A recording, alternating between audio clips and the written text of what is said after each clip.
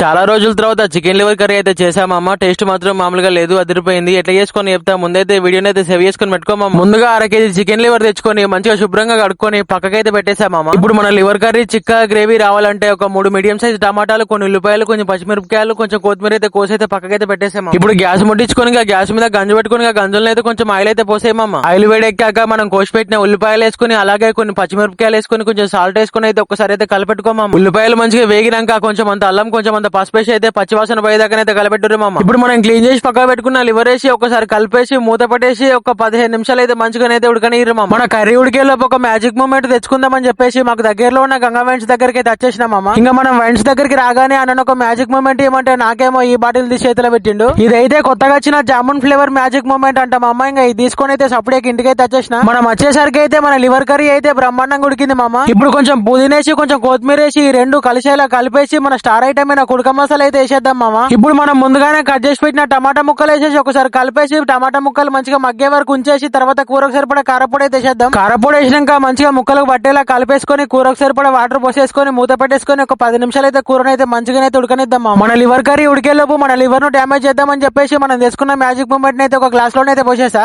ఇప్పుడు అదే గ్లాస్ లో 3 ఐస్ క్యూబ్స్ వేసుకొని ఒకసారి ఊపేసుకొని తాగుతుంటేనైతే ఫ్లేవర్ మాత్రం ఖతర్నాక్ అనిపిస్తుంది మామ నాకైతే. మనం ఒక పెగ్గేసేలోపే మన లివర్ కర్రీ అయితే ఉడికేసింది మామకి. ఇప్పుడు కొంచెం కొత్తిమీర వేసుకొని స్టవ్ ఆఫ్ చేసుకుంటేనైతే మన లివర్ కర్రీ అయితే రెడీ మమ్మ. ఇప్పుడు ఇక ఒక ప్లేట్ లో అన్నం వేసుకొని మన లివర్ వేసుకొని, అదే మమ్మ మన లివర్ కాదు కోడి లివర్ వేసుకొని ఒక్కొక్క ముద్ద కలుపుకొని ఆ ముద్ద మీద లివర్ ముక్క పెట్టుకొని తీసుకొని తింటా ఉంటే టేస్ట్ మాత్రం అదిరిపోయింది. ఏదేమైనా మనకు నచ్చిన కర్రీ మనమే అనుకొని తింటే ఆ కిక్కే వేరు మమ్మ. మీలో ఎంతమందికి చికెన్ లివర్ కర్రీ అంటే ఇష్టమో కామెంట్ చేయరు మమ్మ. వీడియో నచ్చితే లైక్, సబ్స్క్రైబ్ అయితే మర్చిపోదు మమ్మ. మరి ఉంటాం మరి, బాయ్.